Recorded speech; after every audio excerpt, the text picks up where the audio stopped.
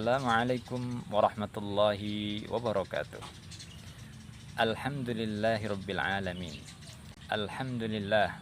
Wassalatu wassalamu ala rasulillah wa ala alihi wa sahbihi wa muwalah. La hawla wa la quwwata illa billah. Wa ba'd. Puji syukur kehadirat Allah subhanahu wa ta'ala. Alhamdulillah atas karunia dan rahmatnya kita sampai detik ini masih diberikan kesempatan untuk bisa menyaksikan dan melaksanakan ibadah puasa di bulan suci ini. Para hadirin pemirsa yang dirahmati oleh Allah, pada kesempatan ini saya akan membahas makna berbuka puasa dan hikmahnya, tinjauan fikih dan filosofinya. Pemirsa yang dirahmati oleh Allah,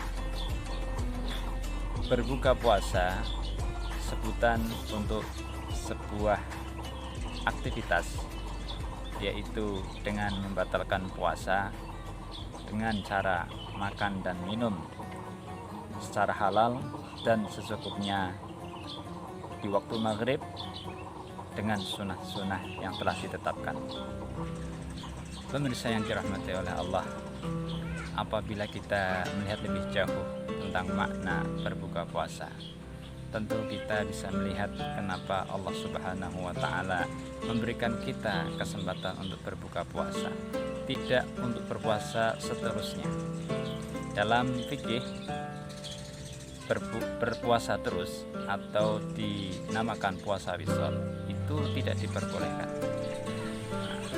Disinilah letak sayangnya, tak rahmatnya Allah Subhanahu wa ta'ala pada hambanya. Ada 3 sahabat Nabi Shallallahu Alaihi Wasallam merasa kurang amal ibadahnya, ya, ingin meniru Rasulullah Shallallahu Alaihi Wasallam. Salah satu sahabat berkata bahwa saya besok akan puasa terus menerus. Kemudian sahabat yang kedua berkata bahwa saya akan sholat malam terus, tidak akan tidur. Dan sahabat yang ketiga bahwa saya akan menjauhi perempuan, alias saya tidak akan menikah.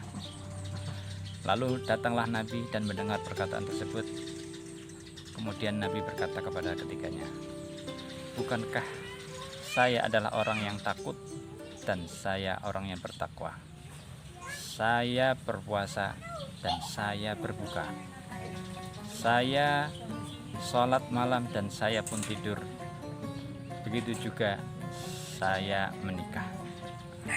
Dari hadis tadi, cerita dari sahabat Nabi Shallallahu Alaihi Wasallam mengajarkan kepada kita bahwa kita sebagai manusia hidup harus seimbang. Takarub kepada Allah Subhanahu wa ta'ala itu harus, tetapi juga memperhatikan kondisi kita, memperhatikan kemanusiaan kita. Yang kedua adalah berbuka puasa adalah ibadah. Qala Rasulullah sallallahu alaihi wasallam, la yazalun nasu bi khairin ma ajjalu al-fitra. Muttafaqun alaih. Rasulullah sallallahu alaihi wasallam bersabda, manusia senantiasa berada dalam kebaikan selama mereka menyegerakan waktu berbuka puasa. Muttafaqun alaih. Maka takjil al-fitr ini merupakan bentuk perintah dan ini bernilai ibadah. Waktu itu juga Nabi menganjurkan untuk berdoa. Doa juga bagian daripada ibadah. Bahkan Nabi Shallallahu Alaihi Wasallam itu mengajarkan doa-doa secara langsung, dan kita telah menerima doa-doa dari para ulama juga. Dan termasuk doa orang yang berpuasa itu adalah doa yang makbul, doa yang mustajab. Kita selipkan doa-doa ketika berbuka seperti yang diajarkan, yaitu Allahumma lakasumtu wa bika amantu wa ala rizkika aftartu. Dan kemudian berdoa sekelumit beberapa hajat ataupun yang kita inginkan apapun, juga berdoa. Nabi berdoa,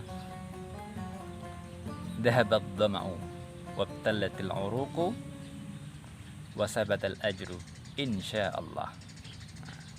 Inilah ibadah dalam hal berbuka puasa. Selanjutnya, dalam berbuka puasa juga ada nilai syukur, bahwa kita selama pagi sampai hingga sore kita merasakan rasa lapar, merasakan rasa haus, kemudian diberikan nikmat yaitu berbuka puasa. Maka banyak dari kita merasakan habis berbuka, alhamdulillah wa syukurillah. Nah, ketika kita diberikan rezeki Allah dan ketika kita makan, maka tampaklah di situ rasa kenikmatan itu, rasa syukur itulah maka semakin tampak. Apabila kita merasakan tersebut, kita akan menjadi hamba-hamba yang bersyukur.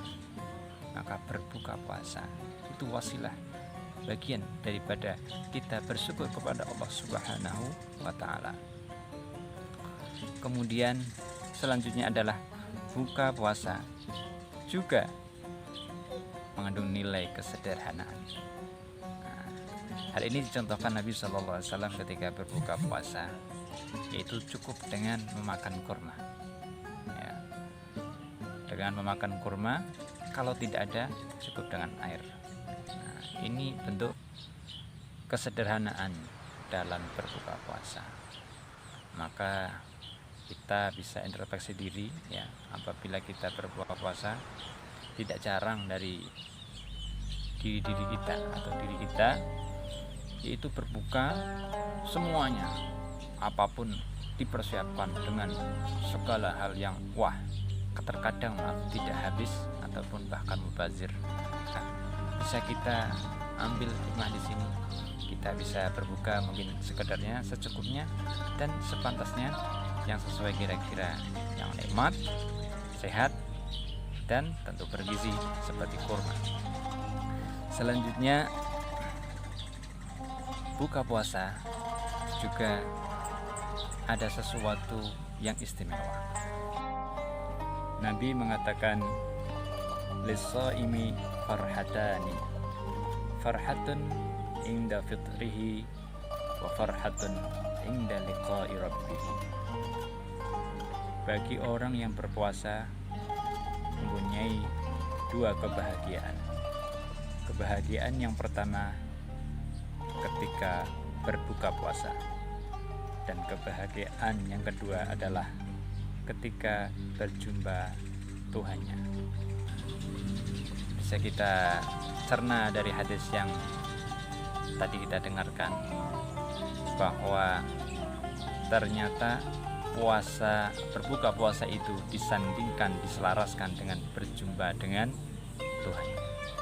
Nah, akar dari kata iftar itu sendiri adalah berasal dari kata fatoro, yaitu artinya suci.